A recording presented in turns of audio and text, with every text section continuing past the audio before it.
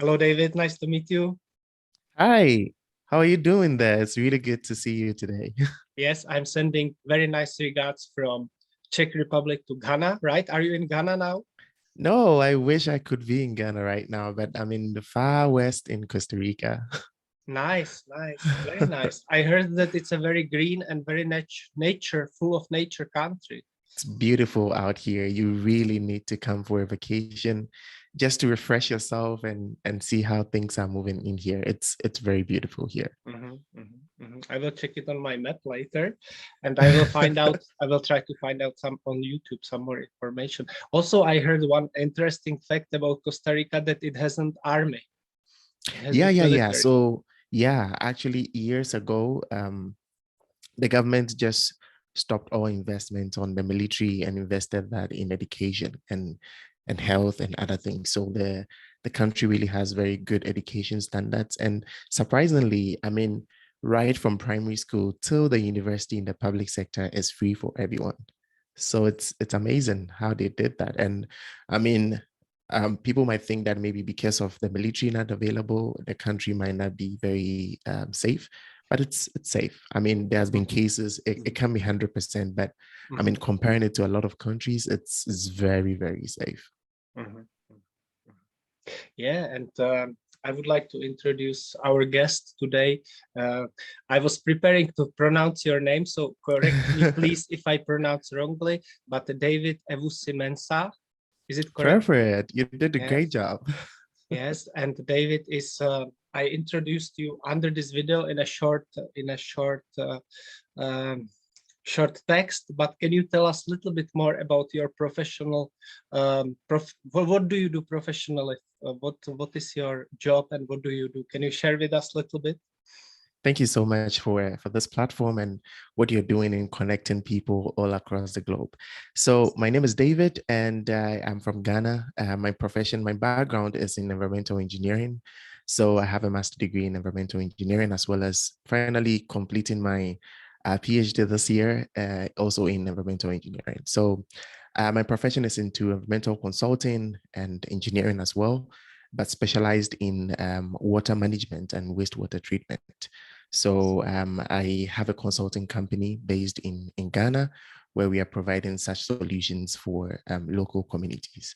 And we are also very vast interested in research in sustainability, circular economy within the African context because data is missing within the continent. So it's a little we can contribute collaborating with other organizations. So that is a little about me. And once my friend Michael Rada told me about you that you basically provide water to people through some kind of a pump, water pump. Is it true to put it like this, or do you need to elaborate a little bit more on that? Yeah, it's something more than that. It's not just a pump, but the idea is we all know that water is very available, is the most available resource on Earth. But surprisingly, it's also the most scarce resource on Earth because it's not every water that we can drink. So as little as we can get in even local communities, we have to find a way to treat it. So one of the means where we are providing solutions for people is to use nature-based solutions to treat the water that they are using so that they can use it again within their facilities instead of walking miles. So the system we are providing solutions to is constructed wetlands. Constructed wetlands is just a simple system of, let's say, the natural wetlands that we know. So we are just replicating what nature is giving to us in a certain way that we can use it to treat wastewater that can be used again. We all know that nature doesn't waste at all. Nature has its own way of regenerating itself, and whatever waste that it creates, it gets it back into the system as resource. And that is exactly what we are replicating. And it's applicable anywhere, hotels, restaurants, local communities at any sizes and at any scales. Thank you for clarification, David. Very nice job you are doing. I'm really holding my fingers crossed for you for the future. Now let's have a look briefly into the past. Is there anything that you are grateful for, proud of, that you are happy about to have achieved in the past? Can you share with us little things from your past life? some achievements? Wow, that's a very interesting question, and it will be very difficult to sort of pinpoint just one thing that you could be grateful for. But there is nothing like family. I'm very grateful for my family and also the connections and people that I've met in my professional life. But when it comes to something that I have really achieved that I'm very grateful for, is, to be honest, whilst growing up, I don't know why this is coming to mind, but whilst growing up, I always never wanted to do a PhD because I thought it wasn't very necessary. Even right after my master's, when I was entering my PhD time, it was a struggle because it's something I didn't want to do. But my professor advised me that I should just go in for it because it's a good time. So a year before COVID, I started my PhD, and it's been one of the most amazing times in my life because it's where my career actually pivoted. It wasn't just a PhD, but it was a time to experience, a lot of things in my professional life. And also in my research life, I connected with a lot of people. I met lots of people. I got lots of experience working in different industries, and especially even starting my company within my PhD time. And so it's something that maybe I think it wasn't planned, but became one of the most grateful things that I have done, and hoping to wrap up this year, and of course continue upon everything that I started with. So maybe on top of my head, that's a question I wasn't ready for. That is what I can think of, and I'm very grateful for. Thank you. I would like to encourage all the listeners or the audience at this moment, if you are interested in what David is speaking about, please write down any questions under this video, and David will be happy to answer you in the chat, in the comments. My next question concerning the present moment. David, which project or projects are you working on at this moment in your life currently? Yeah, so as I mentioned, we are very interested and very happy about what we are doing at Amet Solutions, my company back home. One of the projects that is currently ongoing is our AFRISA project, which is the African Eco Reports. And we are so happy because it started just as an initiative, and we thought that we could just try and bring people together remotely to work on research projects, especially in policy assessment and research within sustainability and circular economy on the continent. And one of our recent webinars, which was held on February, actually came out with really good fruits, and we hope to continue from that level upwards. So what we are doing is we're bringing people together who cannot really be on the continents to make an impact, to help and collaborate in doing research. So we're collaborating with industries, institutions, anywhere we can get data from, and collaborating with people who are also on the ground to sort of bring together data, analyze them, and bring it to clarity to the public that this is what is happening. This is what we can do about it. These are the solutions that we can find from it. Okay, so who can help us to implement them? That is one project we are doing, and we are super, super excited about it.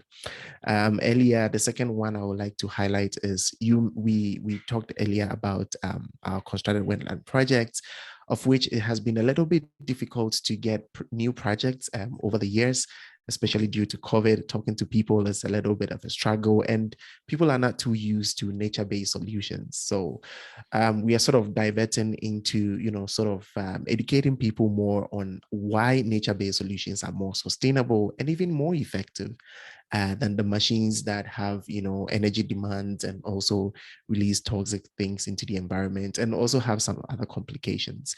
So we are sort of embarking on an education system, which we are very excited about, and also contacting some of our stakeholders and possible clients who might be interested in this. So we are very interested about that, and hoping to get really huge projects by the end of the year, so that we can execute them in local communities. Nice. And we are moving on in your life from the past to present and to the future. So is there anything you can invite us to into the future? Are you planning anything special, or what are your plans for the future? Definitely. I'm very passionate about youth empowerment. I'm very passionate about the continent of Africa. I believe that it's really time that the continent wakes up and put together our resources and try and stand up for ourselves and be able to develop ourselves sustainably.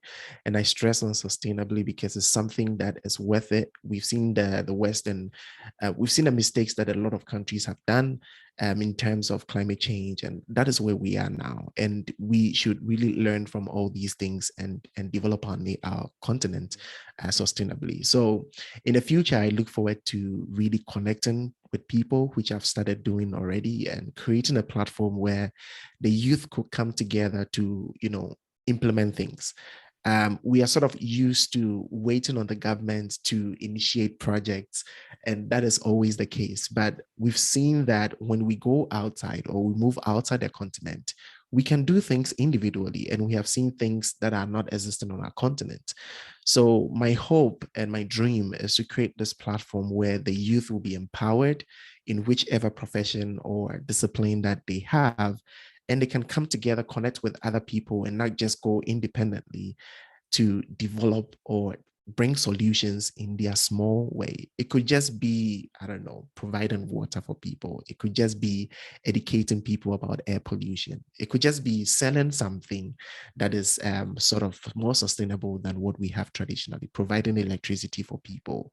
So basic needs of life, food on people's table, and let people get the basic needs of life. So that is what I dream about, because the youth is the future, and they really need to be empowered and educated in whichever way that they go. So that's the dream. Perfect, perfect. Let's hope that the dream will come true. What about your hobbies? Do you have time for that? Free time? Yeah. Time? Sometimes it's a little bit difficult because I think as you grow, more responsibilities come on board. But I never leave my hobbies. My hobby has always been music. I've been doing music ever since I was a kid. I used to play drums at church. I used to have circles of friends. So I sing, I play drums, and along the way I learned how to play the guitar. So yeah, this is what I do. And I have my baby guitar called Shekinah. I play it whenever I have to, I don't know, sometimes meditate, or when I have to practice for a song, or yeah, my wife is also a musician. So we do that together and with our friends. And yeah, music is really everything for me. I find I don't know, restoration and hope and everything in that. David, would you like to give any final last question? This is my last question for today. Would you like to give any takeaway message, final message for our audience before we Yeah, end? sure. That's thank you so much for that opportunity. Whilst I leave a last message, I think it's gonna revolve around what I do. Climate change is happening. We've heard so many things, but I just want to put it out there that there is also greenwashing. There are so many things that have been tagged sustainable, but that are not. In this world that we are in the 21st century, no one should say that I'm lacking knowledge. Meanwhile, you can just go on your Android phone, your iPhone, your computer, and just Google it. Let's do our little research, because every one of us has a role to play in just trying to live sustainably. If you move from the country center, that's the cities, and you come to places like Costa Rica, or you move among nature, you just find healing. And it's something that I think the massive development has taken away. So let us try to go back to going the little way that we can. There are certain things that we can just stop doing, because it's become a habit, and continuously our mind is off it. If you're going to the grocery store, just take your basket, just take your bag that you can use over and over, at least even for a month, it's okay. If you go to a shop where you're going to get coffee, and you can take your cup to go and get it, instead of using the plastic cup for a second, 5 minutes, and you just throw it away, just do it. There are little things that we can do. Your kids, your baby, the one that is older than the other ones, you can just keep recycling their clothes. They could wear the same things instead of getting new ones. So basic things that we can do at home: separate your waste into organic and other things, so that the organic ones, you can get soil later and use it in your garden, and plant your own vegetables. It's as simple as that. So let's investigate, let's do a little bit of research to know the little that we can do to help. Of course, the industries have a bigger role to play, but let's hope that whilst we advocate, they will listen. And whilst we wait for them to listen, let's do the little that we can. Thank you. David Ewusi-Mensah. Thank you. Yay, you got my name so correctly. You sound so Ghanaian. Thank you. Thank you so much. Now I should be switching off the recording. Actually, I wanted to ask you one more question before I switch it off.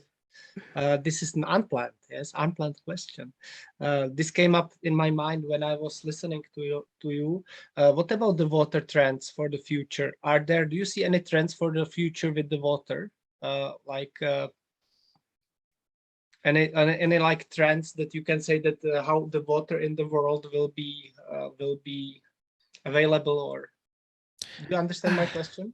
Yeah, I'm trying to see if I get what you're saying, but I mean, we have already seen trends already. Water availability has become difficult. Of course, water is not equally distributed among different regions in the world. When you go to some parts of Europe, when you go to some part of Africa, they actually have no sea. We all know that. Some people are actually not even having fresh water to just treat it and get into their pipes. Some people are actually even desalinating seawater to be able to get fresh water to drink, right?